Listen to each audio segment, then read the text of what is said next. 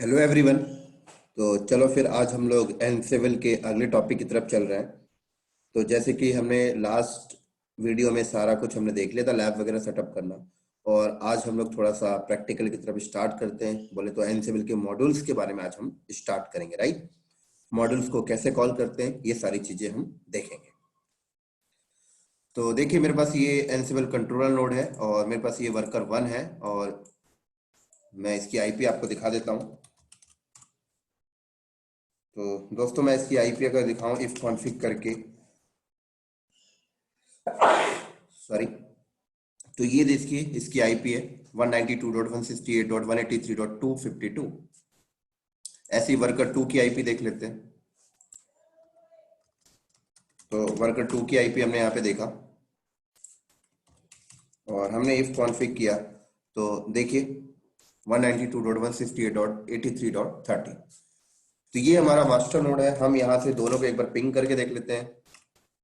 192.168.183.252, sorry 252 नहीं था, 252, हाँ हाँ 252। तो पिंग कर रहा है डेफिनेटली। ऐसे ही हम उसको भी पिंग करते हैं वर्कर 2 को। तो हमने पिंग किया 192.168.183.230, सॉरी 230 नहीं है, 130, राइट। तो हमने यहाँ पर क्या किया, 130 बिल्कुल पिंग कर रहा है। तो फिर अभी अगर हम देखें यहाँ पर मास्टर नोड में, अगर हमने कमांड मारा एनसेबल, तो एनसेबल नहीं है, तो मैं यहाँ पर एनसेबल जल्दी से इंस्टॉल कर लेता हूँ अभी। एनसेबल -y।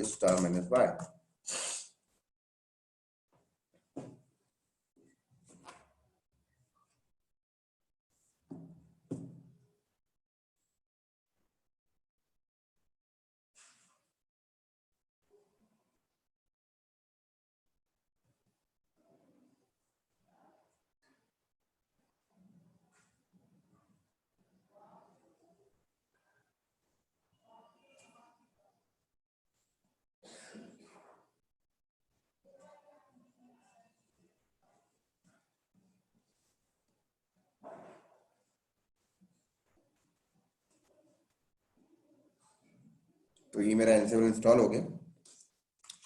तो अगर मैं यहाँ पर एनसेबल -- वर्जन करता हूँ तो ये अभी देखा जाए तो ये ETC एनसेबल डॉट CFG को पढ़ रहा है ETC के अंदर, है ना। तो ये सारी चीज़ हमने लास्ट क्लास में देख लिया था भाई, कि अपना फाइल कैसे सेट करते हैं, अपनी इन्वेंट्री कैसे सेट करते हैं ना। अभी मैं डिफॉल्ट ही इस लैब को करने के लिए मैं डिफॉल्ट ही फाइल यूज कर रहा हूँ। तो अगर मैं इस फाइल के अंदर चलूँ तो ये कह रहा है भाई इन्वेंट्री फाइल आपका ये है, ठीक है, डिफॉल्ट वाला ही कर लेते हैं। जब कंपनी में करना होगा तो कस्टम कर लेंगे, हमने लास्ट वीडियो में सीख ही लिया एक चीज। तो ठीक है, हम डिफॉल्ट इन्वेंट्री के अंदर चलते हैं अभी, होस्ट के अंदर, और यहां जाके हमने ग्रुप बना देते हैं। हमने ग्रुप का नाम रख दिया वेब, और देन उसके बाद हमने यहाँ पर आईपी एड्रेस देते हैं 192.168.183.252। ये वर्कर 1 की है। हाँ, वर्कर 1 का होस्ट नेम भी हम दे सकते थे, ठीक है। 192.worker2 का दे देते हैं 192.168.183.2 ठीक है। बस इतना करने के बाद हमने यहां से कमांड मारा एनसिबल, ग्रुप का नाम -लिस्ट -होस्ट। तो डेफिनेटली अब देखते हैं दोस्तों एनसिबल में काम कैसे करता है, ठीक है। तो अब मेरा काम ये है कि मेरे वेब ग्रुप के अंदर जो भी मैंने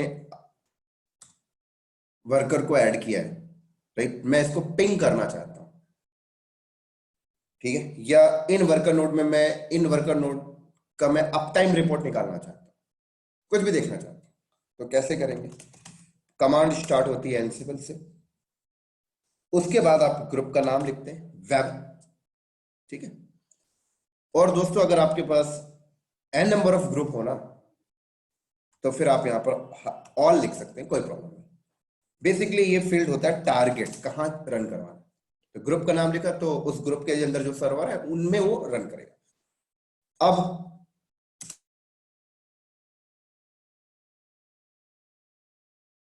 हाइफन एम मॉड्यूल, क्योंकि इसके बाद आप मॉड्यूल का नाम लिखोगे, कौन सा मॉड्यूल चलाना चाहते हो। तो अभी मैं कमांड नाम का मॉड्यूल रन करने जा रहा हूं।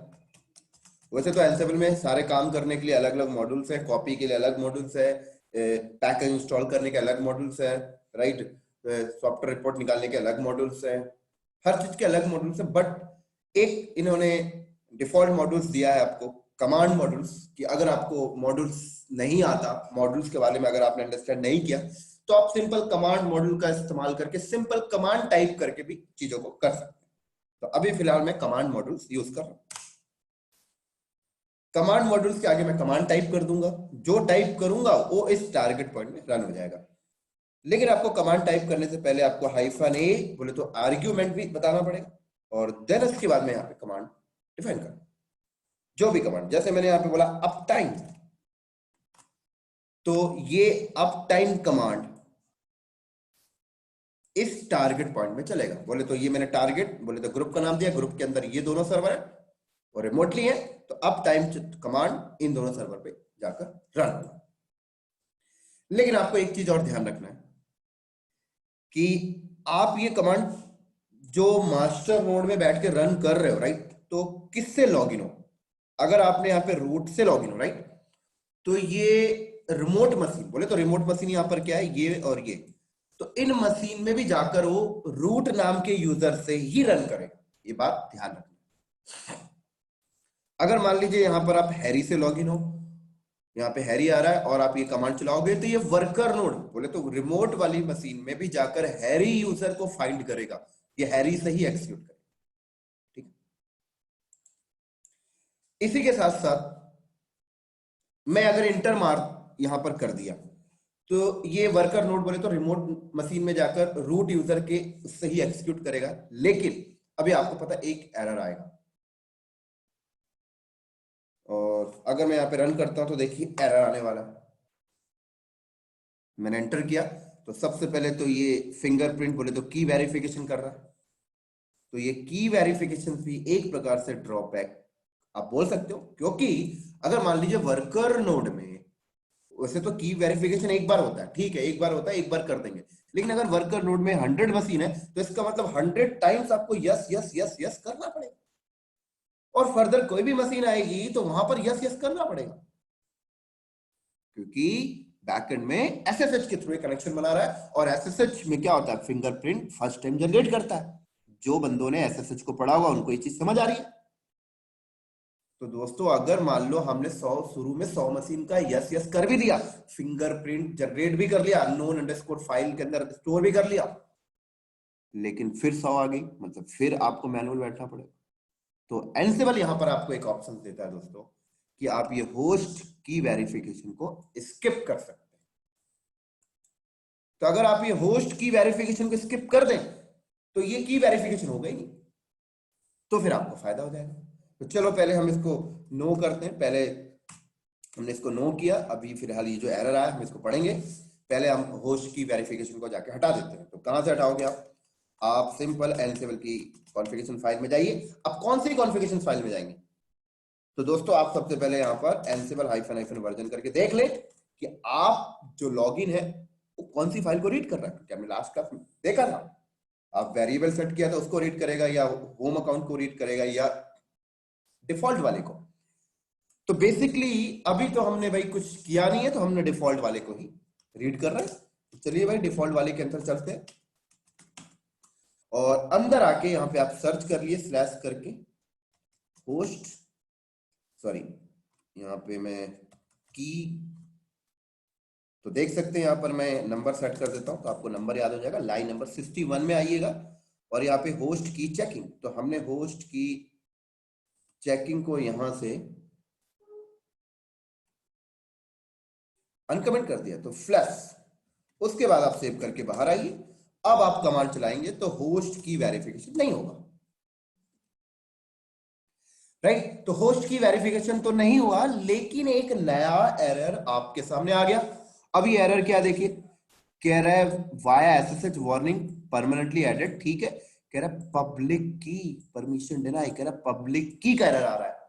अब पब्लिक की का मतलब क्या है, कि जब आप एनसिबल से ये कमांड चलाते हैं तो बाय डिफॉल्ट ये इसको ऐसा लगता है कि पासवर्ड लेस है, मतलब जिस रिमोट मशीन में वो जा रहा है वो पासवर्ड लेस किया गया, बट पासवर्ड लेस तो हमने अभी किया नहीं भाई। पासवर्ड लेस के लिए तो SSH हाइफन कीजन से की बनाइए और वर्कर 1 वर्कर 2 में जाकर शेयर करिए पब्लिक की, तब होता है।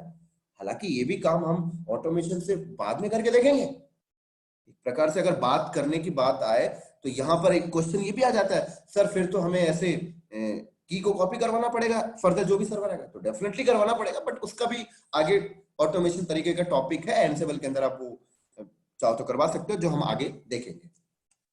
लेकिन सवाल यहां पर ये आता है कि भाई आप जब यहां पर इस तरीके से कमांड चलाते हो तो भाई वो उसे ऐसा लगता है कि वो की शेयर की गई है और पासवर्ड लेस को समझकर चल रहा होता है, लेकिन अभी तो हमने ऐसा कुछ किया नहीं। तो क्या हम SSH कीजन से की बनाए और फिर शेयर करें फिर करें? तो बिल्कुल कर सकते हो, लेकिन हम अभी आज उसकी बात नहीं करेंगे। हम यहां पर सिंपल तरीके से हाइफन के अगर यहां पर डिफाइन कर दे तो पासवर्ड प्रॉम्प्ट कर लेगा हमें, तब वो पासवर्ड के थ्रू जाए, की को बाईपास कर देगा। तो अभी हमारे पास की नहीं है तो हम इसको बाईपास करते हैं की को, और हाइफन के बोले तो पासवर्ड प्रॉम्प्ट करेगा, और हम अभी अपने रिमोट मशीन बोले तो वर्कर 1 और वर्कर 2 पे जो भी यूजर है, जैसे हम रूट से एग्जीक्यूट कर रहे हैं तो रूट पे जाकर वो एग्जीक्यूट करेगा, तो उसके रूट का पासवर्ड मुझे पता है और मैं टाइप कर दूंगा। और आप भी जब ये प्रैक्टिकल करें तो आप भी इनका रूट का पासवर्ड अपने हिसाब से सेट कर लें, राइट, सीक्वेंस में, क्योंकि लर्निंग के लिए बेसिक लेकर चलना इंपॉर्टेंट है। जब आप फंडा क्लियर हो जाता है तो फिर ऑटोमेटिक सारी चीजें हो जाती हैं, सीख जाते हैं। तो हमने एंटर किया तो ये हमसे बोल रहा है पासवर्ड प्रॉम्प्ट किया, और हमने वर्कर 1 और वर्कर 2 बोले तो आपके बोले तो यहां पर जैसे आपका ये जो ग्रुप है, इस ग्रुप में जितनी भी मशीनें हैं उनका पासवर्ड आपको पता होना चाहिए, यूजर आईडी पासवर्ड, तभी तो आप पासवर्ड टाइप कर पाएंगे। चलो कोई नहीं, मुझे तो पता है, तो मैंने यहाँ पर अगर किसी को नहीं पता दोस्तों, मान लीजिए, तो आप ऐसे लॉगिन करके ना एक बार ब्रेक कर लीजिएगा, बस ऐसा लॉगिन करिए और सिंपल यार पास wd रूट बस अपने पास रखिएगा, इसका भी कर लीजिएगा।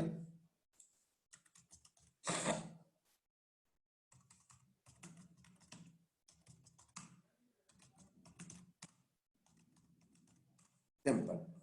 तो अब मैं यहां पर पासवर्ड टाइप करता हूं, तो अब देखिएगा, देखिए कह रहा है ये वाले नोट पे सक्सेस, रिटर्न कोड 0 बोले तो सक्सेस, कह रहा अप टाइम रिपोर्ट लाके दे दिया, इस वाले नोट पे भी अप टाइम रिपोर्ट लाकर दे दिया। इसी तरीके से दोस्तों आप यहाँ पे और भी एग्जांपल हम देते हैं, देखते हैं, जैसे हमने बोला भाई एक काम करो डेट कमांड चलाओ, तो ये डेट कमांड चलेगा, तो देख सकते हैं, राइट। हमने बोला कि भाई एक काम कर तू रीबूट, तो उन मशीनों को रीबूट कर देगा, देखिएगा, राइट। हालांकि कनेक्शन डिस्कनेक्ट हो गया, लेकिन अगर हम यहाँ पे आके देखें तो रीबूट हो रही है सर्वर, देख सकते हैं, राइट, क्योंकि कनेक्शन क्लोज हो गया, क्योंकि आपको पता होना चाहिए SSH के थ्रू कनेक्शन बनाता है। तो ये रीबूट किया हमने अभी,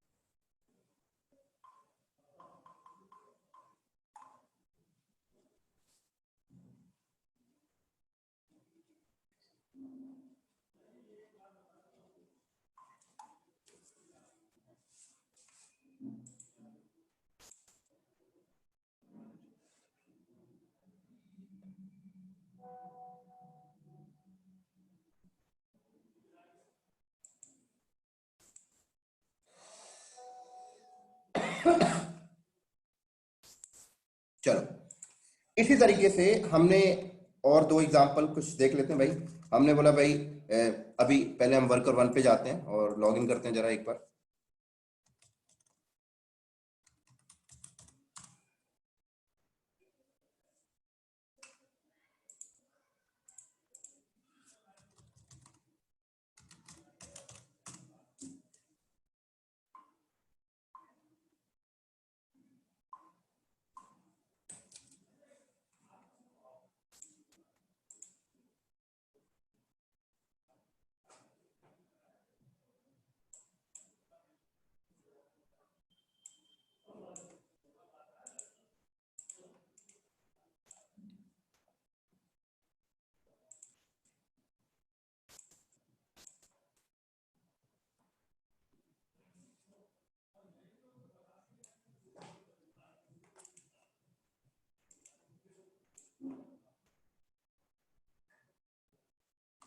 तो देख दोस्तों, ये हमारा वर्कर वन और वर्कर टू है, राइट। इसका होस्ट नेम भी वर्कर टू वन ही आ रहा है, तो मैं चेंज कर देता हूँ host name sequel set host name worker two, ठीक है।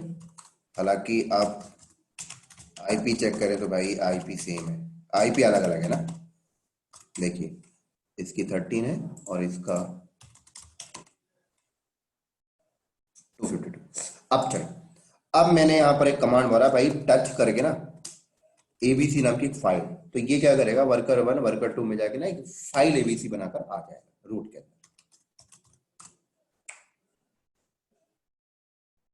तो देखिए सक्सेस, वेरीफाई कर लेते हैं। अब देखिए वेरीफाई करने के लिए मैं यहाँ पे आया वर्कर वन पे और देखिए एलएस करके देखा तो बन गया। यहाँ पर भी देख सकता हूँ मैं, सीडी करके मैं रूट पे आया और एलएस करके मैंने देखा, ये देखिए।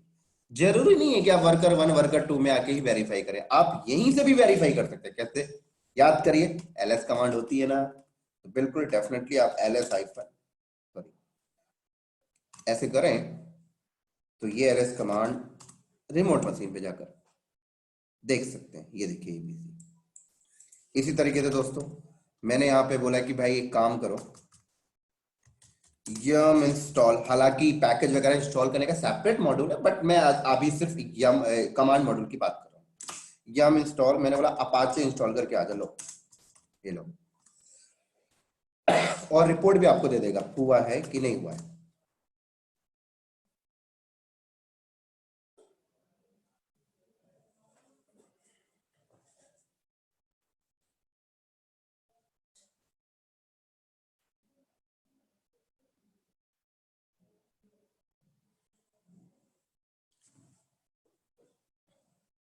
दोस्तों ये बैकएंड में प्रोसेस चल रहा है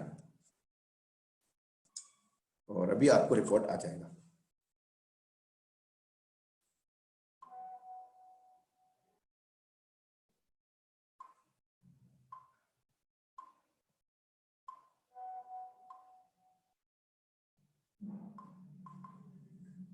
देख सकते हो।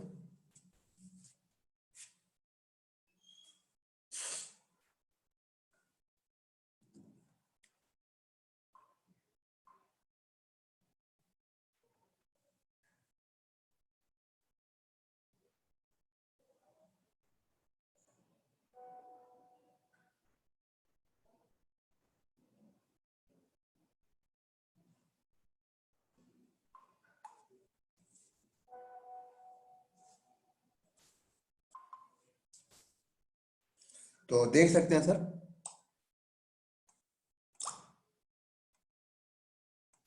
पूरी रिपोर्ट आपको यहाँ पे दिखा दी इसने।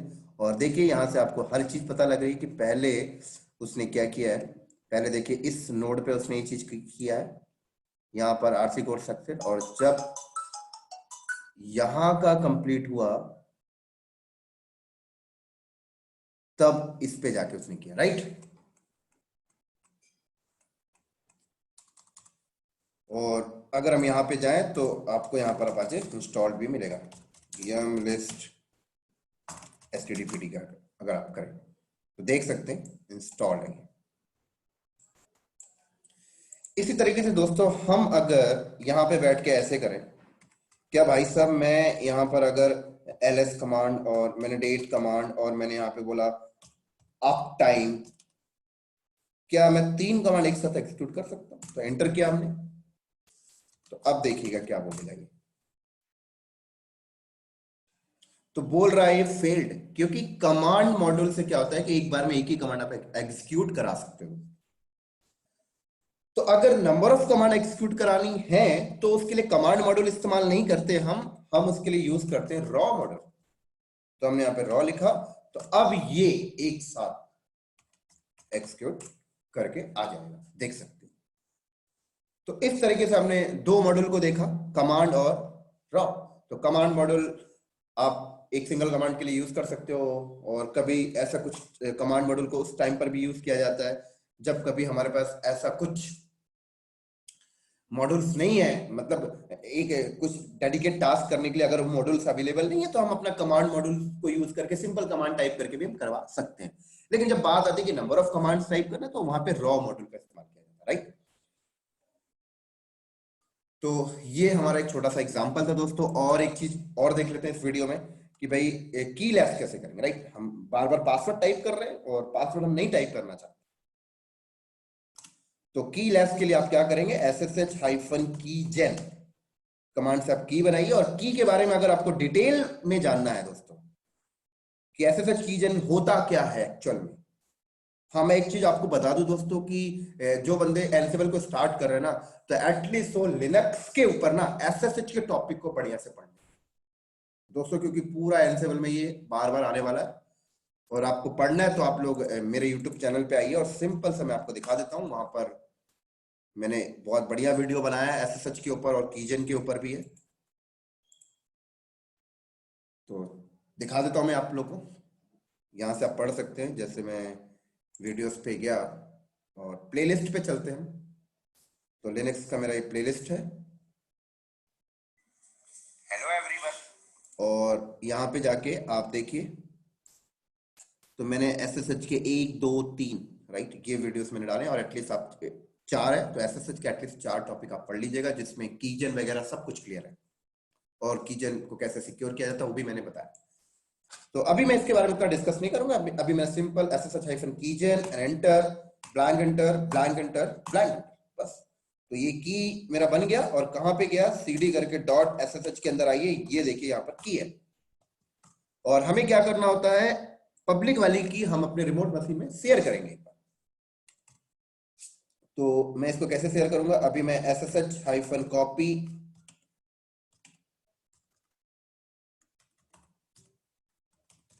कॉपी ID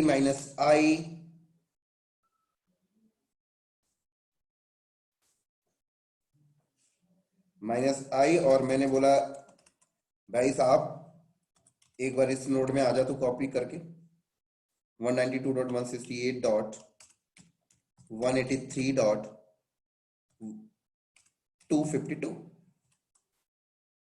तो जाएगा, मुझसे फर्स्ट टाइम पासवर्ड मांगेगा, और सॉरी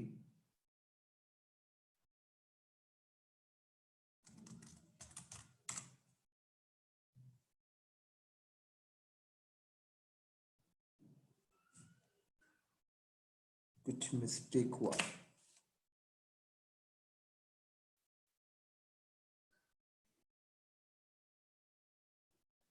वन 192.168.180.252 सही है, पासवर्ड एक्सेप्ट क्यों नहीं कर रहा।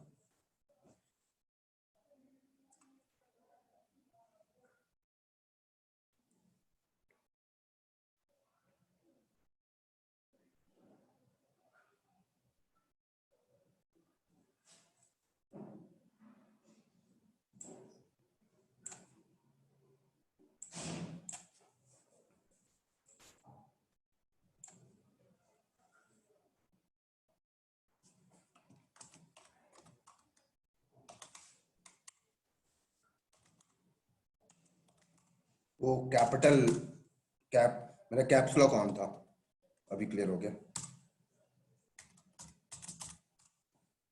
ठीक है, इसलिए वो पासवर्ड नहीं ले रहा था। तो ये कॉपी कर दिया, और ऐसे ही मैंने बोला कि एक बार आप क्या करो, 130 वाले मशीन पे कॉपी करके आ जाओ। तो मैंने यहाँ पर देखिए दोनों मशीन में मैंने कॉपी करा दिया। तो इससे मुझे बेनिफिट्स क्या हुआ कि जो मैं एनसिबल की कमांड एग्जीक्यूट कर रहा था, तो अगर मैं यहाँ पे -k नहीं लगाऊं तो ये बिना पासवर्ड बोले तो की के थ्रू अब टास्क चलेगा। देखिए देख सकते हैं, राइट। अब मुझे कोई भी टास्क काम करना है तो मुझे जरूरी नहीं कि -k करके मैं पासवर्ड प्रॉम्प्ट करूं, राइट। तो ये था दोस्तों आज एक छोटा सा वीडियो, और अगला वीडियो हम अगले मॉड्यूल में बात करेंगे। तो धीरे धीरे हम कॉपी मॉड्यूल, फाइल मॉड्यूल या मॉड्यूल के बारे में आगे बात करेंगे। तो ये एक छोटा सा एग्जांपल था आपके लिए कमांड मॉड्यूल और रॉ मॉड्यूल। चलो दोस्तों, फिर नेक्स्ट वीडियो में मिलते हैं बहुत ही जल्दी अगले मॉड्यूल के साथ एनसेबल के टॉपिक में।